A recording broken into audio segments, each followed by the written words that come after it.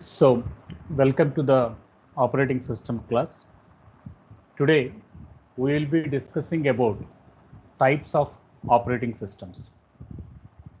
So, we talked about the generation of computers earlier. The core contents of the generation of computers, the concepts of the generation of the computers, what we talked, those again they will be repeated here as a part of the type of operating systems.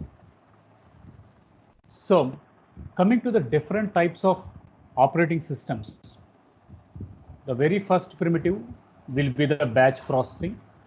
The second thing will be the multi-processing operating system. Third one will be the time-sharing operating system. Fourth one, the distributed operating system. Fifth one, clustered operating system, real-time and hardware operating systems. So these are the different categories of operating systems which are available. Now, coming to the detailed description of the contents, we were talking that a batch processing is a sequence of jobs in a program on a computer or without manual intervention. That means uh, we have the content in punched cards, and punched cards are grouped, pooled, and they are formed as a batch. Thereby, they are fed as an input, and the output is attained. So now the operator or the system programmer who is sitting on the computer terminal, so he has an idea of which batch he is going to execute. So he is the person who is going to make a sequence operations and give it as an input to the operating system, and operating system will execute it in form of a batch, that too one after the other. So we are going to call that one as batch processing systems. Next one, we were talking about the multi-programming operating system. Multi-programming operating system. So in multi-programming operating system, we mentioned that there will be multiple jobs to be executed, one after the other. So we have system area, we have user area, and with this, jobs are going to be executed one after the other. If the jobs need some input-output operation from the user, CPU will not sit idle. It will switch from one job to another. We call that one the second concept as multi-programming. Next comes the third concept. Next comes the third concept. So in this third concept, what is happening is we will be having to use the time sharing operating systems. So in time sharing operating system, the concept will be with a time slot, a time quantum. So every user job will execute for 10 seconds or 10 seconds. In this way, one after the other job is going to be executed, and there is no complete execution of the job. Only a partial execution of a job will happen in the time sharing operating system. So these are the primitives which we discussed in detail. Coming to the fourth one, a distributed operating system. The operating system functionalities we were discussing from the past week, that is, we call it as memory management, we call it as IO management, we call it as process management, file management, protection, security. So all these are the different functionalities of the operating system, and these are going to be diverged via a different set of computers, and they are going to be pooled together, and the operating system job is going to be distributed via that functionality. So the job is going to be distributed among the computers, the integrated computers in form of a bus, etc. So that is where this distribution is going to be done in form of operating system perspective. The name itself is telling, right? So it is the operating system is not in at one location. The operating system is put at many locations. How I can justify that line? Because you are justifying it with a word called as distributed. Next comes the operating system. It is going to be the operating system. It is going to be in form of a network architecture where a common bus structure, a tree structure, a star structure, a topology is going to happen, and via the topology, bus, Ethernet, ring, So in this way, different topologies of networks are there. So via that network, operating system is going to be spread across the network, and they are going to participate via network, share the resources. Then that way we call here this one as the fifth one, we call it as network operating system. The sixth one will be the things which are taken directly with the robots, the things which are going to be done with fixed deadlines. So such things we are going to call it as real-time operating systems. So there are soft real times, there are hard real times that we will be discussing in our next slides. So real-time operating system is an operating system which is in the automation process. When we are going to call it as an automation process, it is nothing but they are going to use the robotics as a tool, and robo is going to execute the special tasks, certain tasks in an industry applications to meet the deadlines. So at that case, we are going to use the real-time operating systems. So repeating the simple batch processing. So the first case we were telling that there is an operating system, and the location where the operating system is going to have, we are going to call it as system space. Second thing, the batches are pulled together, grouped together, and that group of job we are going to call here as a batch. That entire batch is going to be brought into this area, and that area we are going to call here as an user area. So the things where we are going to have a operating system, we call it as system area. The area where the user programs are going to be done, we are going to call it as user area.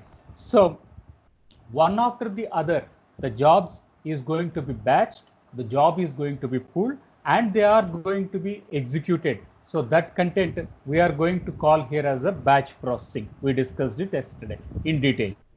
Next comes that we have the advantages. So multiple users can share the same batches, and there is a cost-effective things regarding the idle time. And the drawbacks was which batch is going to be done. That has to be taken care with the computer programmer. So that is hard to debug. So that is one of a drawback which has to be taken care. And relatively, when compared to the multi-processing or when compared to the time-sharing operating system, the cost of execution of the batch processing is relatively high. So these are some of the drawbacks which has been worked for this batch processing. Next comes the second type of operating system. So the second type of operating system we are going to call here as multi-programmed batch system or multi-processor operating system. So again, we have the same basic concept. We have system space, and this one we are going to call it as user space. And you can see the random access memory. So this random access memory is nothing but the primary memory, and primary memory is going to have some allocation of resources. The primary memory is going to give some allocation of resources, allocation of the jobs in the user space, that is between job 1, job 2, job 3, and job 4. So from here to here, assume some 0 to 100 locations operating system is going to take care, and then it is going to have some 100 to 200 job 1, 200 to 300 job 3, 300 to 400 some job 3, and followed by up to 512. So in this way, multiple jobs are going to be allocated some space in a memory. Thereby CPU starts its scheduling. Thereby CPU starts its scheduling when the jobs are going to be get ready. When the jobs are going to be get ready, when there is a room in the memory for the job. When the job comes and sit into this location, into the user area, then CPU starts executing. It executes the entire job. When job 1 leaves for some input-output activity, then CPU is going to switch to the second job. So in this way, multiple jobs are going to be multiplexed, or multiple jobs are going to be processed at a time. So you can see the definition. Several jobs are kept in memory at the same time, and the CPU is going to be multiplexed among them. Multiplexing in sense, CPU moves from one job to another. So it is going to apply the concept of context switching, and thereby it is going to switch the jobs one after the other. So that is the criteria regarding the multi-programming. Just I skip to the previous slide here. See, user space, we will be having only one batch here. User space in simple batch processing, at a time one job, at a time one batch. So all the batches are pooled and they are formed as a batch, and thereby they are sent it to the user area. That's all. And when this one is going to happen, that is the multi-programming operating system is going to happen. You can see it is not single set of jobs, it is going to be a multiple set of jobs. You should understand that fundamental difference between the batch processing and the multi-programming. Next comes the important concept, that is the time sharing operating system. So the other names what people call here as time sharing operating system as time shared systems or an interactive computing or an interactive computing. So yesterday we were mentioning that there are some jobs here. So you can assume that user job 1, user job 2, 3, 4, 5 and 6. There are 6 jobs which has to be processed by the CPU. Now, second one, we are going to say there will be a word called as time quantum. We were mentioning that there will be a word called as time quantum, or we can say it is some fixed interval or a time slot. Assume it is going to be called as 10 milliseconds. Assume we can say the time quantum is fixed as 10 milliseconds. Second thing, we were telling that it is going to work upon the architecture of round robin. It is going to work upon an architecture called as round robin architecture. So in round robin architecture, if the process starts at 1, then again it will form as a loop, and then again it will come back to the same position. So we can say, if you have studied about data structures like a circular linked list, so the first node to second node to third node, and again third node to first node. So it is going to form a ring architecture. So such way of an approach we call here as a round robin architecture. So time sharing operating system, it is going to use the concept of round robin architecture. Now, I will skip to the previous slide again. So in the thing of multi-programmed operating system, job 3 will get complete executed, then CPU will switch to the job 4. Job 4 will be completely executed. That means if there are 10 lines in a program, all the 10 lines will be executed, then it will goes to the another job. If there are 20 lines in a program, all the 20 lines will be executed, then only it is going to the next program. But in time sharing operating system, it is going to support a word called as partial execution. It is going to support a word called here as partial execution. So what is this partial execution means? Of course, CPU will start with user program 1. It executes for 10 milliseconds. After 10 milliseconds, it will switch to the user 2 and it executes the job for 10 milliseconds. Again, next 10 milliseconds, it will switch to job 2 to job 3. Next 10 milliseconds, job 3 to job 4. Next 10 milliseconds, job 4 to job 5. Next 10 milliseconds, job 4 to job 5, 5 to 6. And again, it uses the round robin architecture. And next 10 milliseconds, it executes 6. And then it bounces back to the first user. So in this way, it is going to execute how many instructions it has a capability to execute in that time slot. Only those instructions it executes. It need not that my program is having 20 instructions. It executes all the 20 instructions and go to the next program. No, it doesn't work in that manner. It goes partial execution. It takes up job 1, execute for time 10 seconds. How many instructions are there? It doesn't care. If there are 3 instructions, it takes 3 instructions to 10 seconds. Okay, it executes and goes to the next. If there are 5 instructions and if it is able to execute only 1 instruction, in 10 seconds, it will execute only one instruction, go to the next. In this way, it is going to switch between multiple processes, multiple tasks. So this is called here as a multitasking system. So that is the fundamental difference between multi-programming and multi-processing operating system. So every task is going to get some fixed time quantum. So it is going to have some time interval where user is going to switch between multiple tasks. So in this way, we will be working with this time sharing operating system.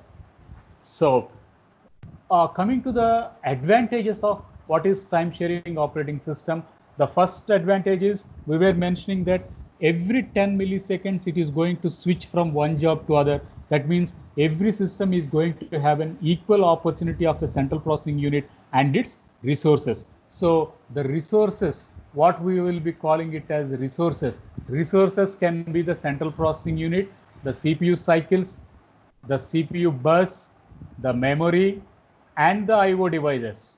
So I/O peripherals we can call.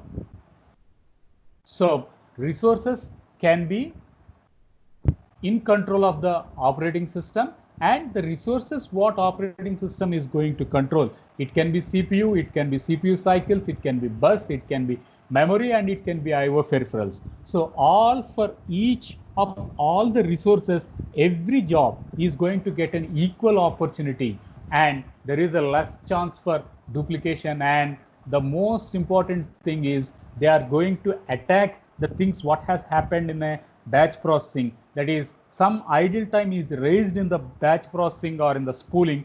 So to minimize that, to optimize that idle time, so people have worked on this time sharing systems. So there are still some problems regarding the 1 second.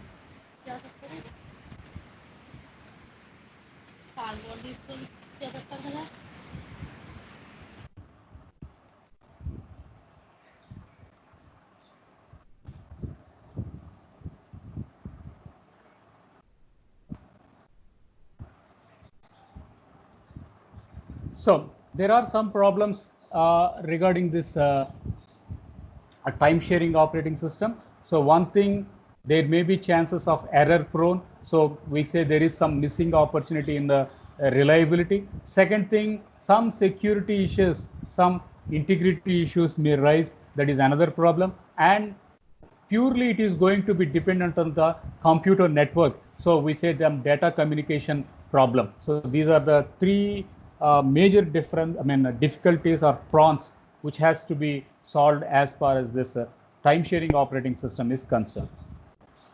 So this is regarding the part 1 for this time sharing operating system. And after the time sharing operating system, we have few more operating systems available, and these are the operating systems which has arrived after the 3rd generation.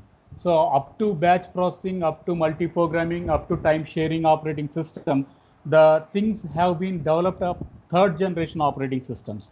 But we are in the 4th generation and 5th generation. At this time, in our generation, now these are the market leading operating systems.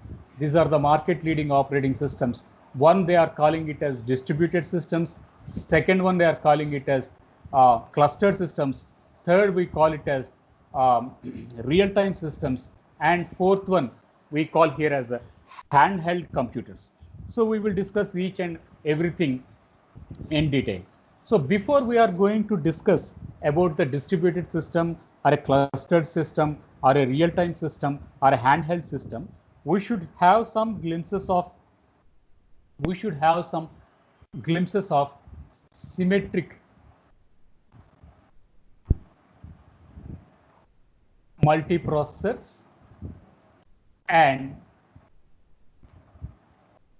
asymmetric multiprocessors. Again, we should have some idea of loosely coupled, and we should have some idea of tightly coupled. So when we take up this second topic as a part of an operating system, these four issues are going to rise. One, we call it as symmetric operating system. Second one, we call it as asymmetric operating system. And the core concepts where symmetric multiprocessors or an asymmetric multiprocessors are taking place, that will be taken care via this loosely coupled systems and tightly coupled system. Okay, fine. Now, I have a common memory.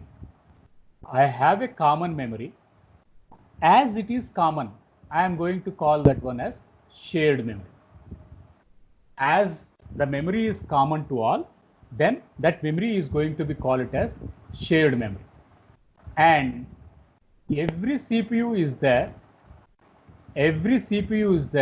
and every CPU is having its own local primary memory. So it is cache memory here. And we have the CPU 1, we have CPU 2, and we have CPU 3 here.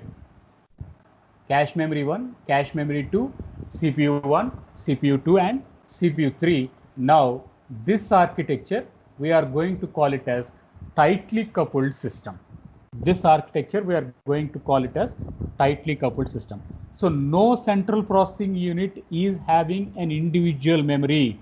That means no CPU is going to have only the random access memory. Cache is nothing but here, it is part of a random access memory. There is no content of secondary memory. There is no separate set of secondary memory here. So secondary memory is absent in this architecture. So everybody is having their local copies of operating system and the main memory, and the memory is going to be shared among the multiple CPUs. So we call here as a tightly coupled architecture. Now coming to the second one, we call it as loosely coupled architecture. The same diagram repeats, but we say here it is central processing unit, and the central processing unit is having its arithmetic logic unit, its control unit, its random access memory, that is primary memory, and its secondary memory. Similarly, again another CPU is there. Again CPU is having its own arithmetic logic unit, own control unit, own primary memory, and own secondary memory. Another CPU is there. Again it is having its own ALU, own control unit, own primary memory, own secondary memory. So this is formed as a network here. Then we are going to call this architecture as a loosely coupled architecture. Got it? So this is the first difference you should understand between what is a loosely coupled architecture and what is a tightly coupled architecture. In tightly coupled architecture, we have only one common memory, and this common memory is going to be shared by multiple central processing units. So that is where we bring the scenario called as tightly coupled system. Coming to the loosely coupled system, we are having the shared memory, we are having the memory. Along with that memory, every CPU is alone, every CPU is independent, and it is having its local copy of memory. So that is where this architecture called as loosely coupled is going to take place. Okay, I will tell you again another live example. So in lab, in our computer lab, you work on a system. So that system is having C drive, D drive, E drive, and it is having random access memory, 2 GB RAM or 3 GB RAM. So on a computer, in a lab, on a computer, you have random access memory and you have access to C drive, D drive, E drive. Yes, so that means it is going to make the complete set. This is going to make the complete set. Along with that, it is going to use the memory which is in the server. Along with that, it is going to use the memory which is in the server. That means you have an access to the server memory and you have access to the client memory. The location where you are going to sit, in a lab and use that computer, you call it as a client system. So your client system is going to have your local memory, it can be RAM and it can be secondary storage. Along with that, you are going to access the global memory which is in a server side. So you can access both the central and you can access your local. So when it is a loosely coupled architecture, there is a distribution of memory which can access from the global side and which can access from the local side. But when we are working in this tightly coupled architecture, there is no concept of local memory, only the global memory is there. Via this global memory only, the entire concept takes place. So mostly the time sharing operating system will fall in this tightly coupled architecture. Mostly the time sharing operating system will fall in this tightly coupled architecture.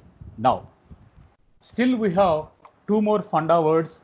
First one we call it as symmetric multiprocessors, and second one we are going to have asymmetric multiprocessors. So still we should understand two more buzzwords here. Now, symmetric multiprocessors, multi. So I am going to have CPU 1, I am going to have CPU, and they are going to be put on a single chip. So now it is going to have a core. Now we are going to call it as core. Now on a single chip, we are going to have multiple central processing units. So obviously it happens to the word called as multiprocessors. Very simple. So I ask you, okay, what mobile phone you are using and what is your configuration? You say my mobile phone is quad core processor. You say my mobile phone is quad core processor. Then again you will say my mobile phone is octa core processor. So now what is happening here? Quad core. Quad in sense it is 4 cores. That means your mobile phone is having 4 central processing units. Your mobile phone is having 4 central processing units on your mobile phone chip. Then you are going to say it is quad core processor. So single chip having single processor may not function better because 4 apps can be taken at a time. So if there is one app and one processor, so one app will be executed. Now what you are going to do, you are going to create a thread, making a multi-threading concept, passing it to multiple cores, and multiple cores are simultaneously, parallelly, concurrently executing your task. So happens only when there is a scenario of quad core processor or dual core processors or octa core processors. So in a symmetric multiprocessing, the first thing you should understand is there are multiple cores inside a system. So when we are going to say it is an asymmetric multiprocessor, and I'll just bring here. So when we are going to call it as a symmetric multiprocessor, all the cores, this is CPU 1 core, CPU 2 core, CPU 3 core, and CPU 4 core, use the same bus, use the same clock, use the same bus, and will use the same clock. Then we are going to call that architecture as symmetric architecture. Then we are going to call that architecture as symmetric architecture. All the central processing units which are in a chip, all the central processing units which are in a chip are using the same Ethernet, are using the same bus to transmit, to exchange information, to make a communication. Then all those setup architectures we are going to call here as an symmetric multiprocessor architecture. Now what is an asymmetric? It is opposite of a line. What is that opposite? So symmetric multiprocessors, all the CPUs using the same bus, all the CPUs are using the same clock. But when it is in form of an asymmetric multiprocessor, there goes with an activity of leadership activities. What is leadership activity is, it is going to work in an architecture of master-slave architecture. It is work in an architecture called as master-slave architecture. That means one CPU nor one process is going to take a lead and others are going to be in control of it. So the CPU where it is going to take, we call here as a masters, and others you are going to call here as slave processors, and other we are going to call here as slave processors. So see the difference between symmetric multiprocessing and asymmetric multiprocessing.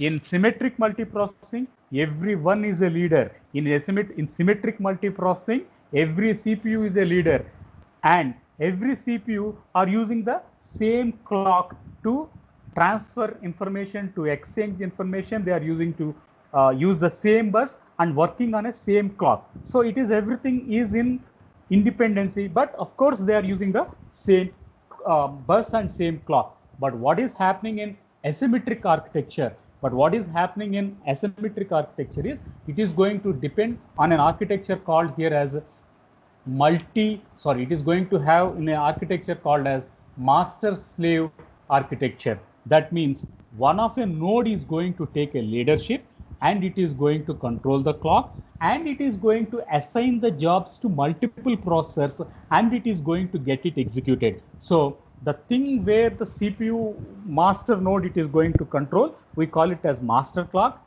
and where the other nodes or other CPUs are getting the jobs executed, we will call them as slave nodes, right? So in this slide, we talked about 4 buzzwords. In this slide, we talked about 4 buzzwords. First buzzword, we call it as tightly coupled architecture. Second buzzword, we talked about loosely coupled. Third buzzword, we talked about symmetric multiprocessor. Fourth one, asymmetric multiprocessing. So in the tightly coupled, we were mentioning that common memory is there. As it is common, it is called as shared, and it will be shared among multiple CPUs.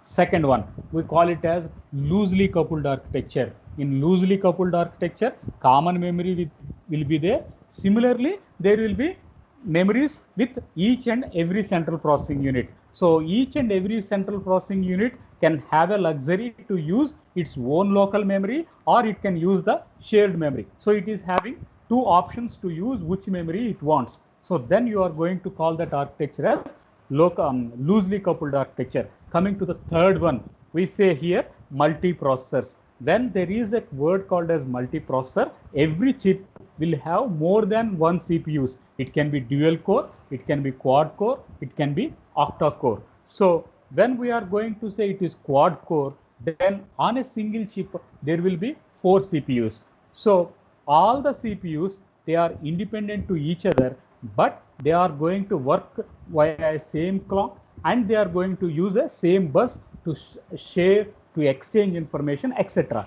Now coming to the last word, that is asymmetric multiprocessor. In asymmetric multiprocessor, what is happening is one of a CPU will be assumed as a master node, one of a CPU will be assumed as a master node, and remaining CPUs will be assumed as a slave nodes, and master will dictate the CPU cycles, will dictate which job has to be executed on which processor. So the jobs are going to be distributed. So that is where this master slave architecture or an asymmetric architecture is going to take place. So these are the 4 buzzwords which take in distributed system, in clustering system, in real-time system, and in handheld system. So that is why I have told all the 4 buzzwords at this slide. So in distributed systems, in clustered systems, in real-time systems, in handheld systems, asymmetric, symmetric, loosely coupled, tightly coupled. So these are the 4 buzzwords which moves around these architectures. Now, we talked about multiprocessors.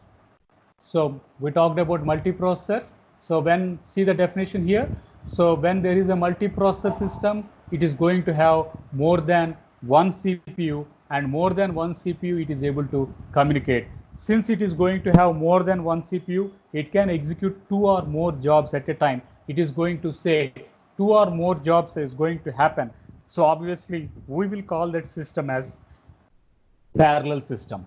We will call that system as parallel system, and it is going to use the concept of tightly coupled systems. It is going to use a tightly coupled system. So here we will be having a shared memory, and that shared memory is going to be multiplexed or is going to be used among the multiple CPUs.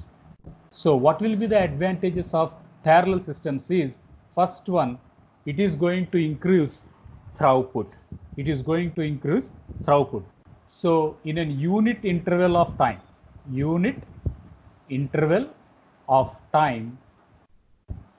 number of jobs executed.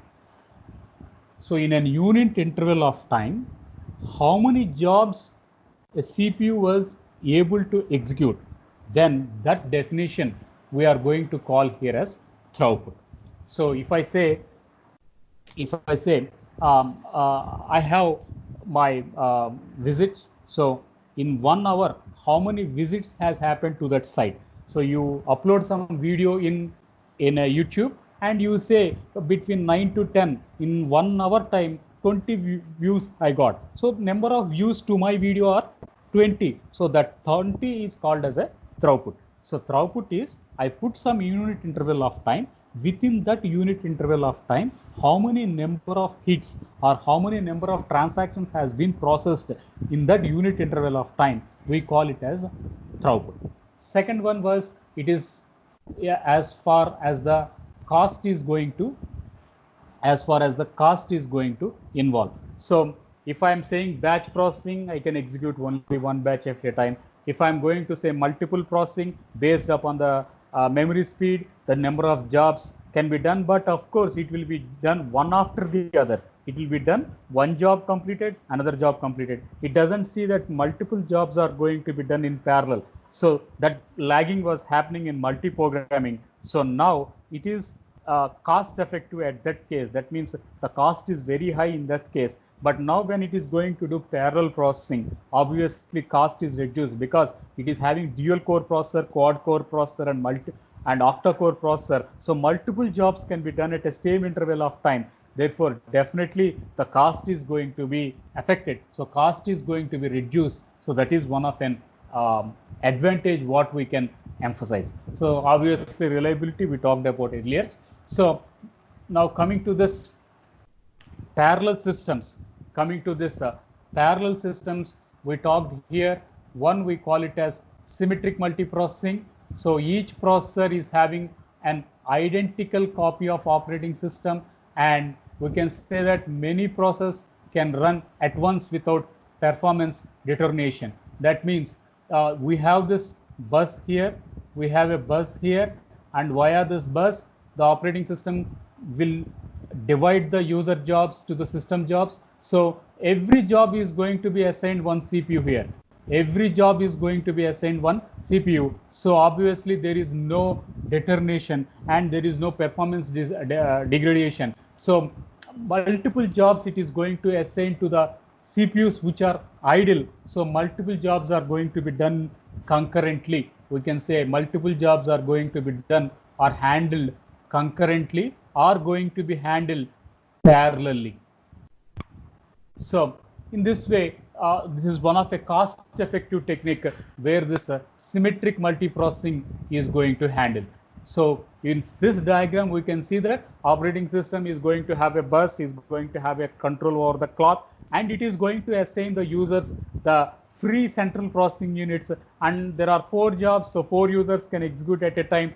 So at a time, we can say they are concurrently, nor they are going to be the parallel operations.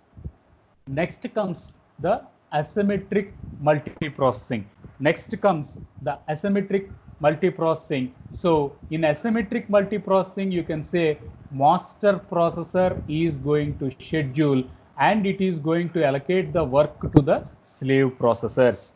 So earlier we can see this architecture. User 1 is independent to CPU 1. User 2 is independent to CPU 2. User 3 is independent to CPU 3. User 4 is independent to CPU 4. So nobody is dependent, but all of them, they are going to use a common bus via the operating system and it is going to distribute the resources.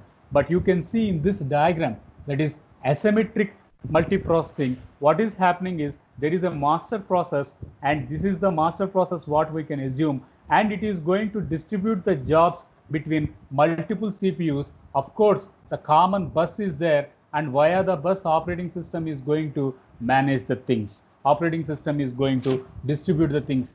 Similarly, the IO is also going to be there, and it is also in control of a single processor. Got it? So this one, it is going to be the master processor, and these are all, we can call it as slave processors. These are all we will call here as slave processors. So in asymmetric multiprocessing, what is happening is one is assumed as a leader and remaining are assumed as a slaves. So assumed as a leader, he is going to allocate the job, he is going to allocate the memory, he is going to allocate the IO. But in the previous concept, that is symmetric multiprocessing, there is a common bus, and operating system is going to decide to which user, which CPU it can assign. So there is no clash.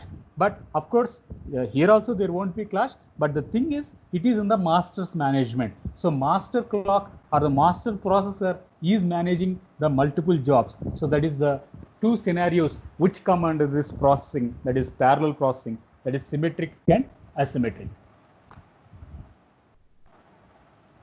Okay, so we have 148 attendees today for our class. Now we can stop recording here.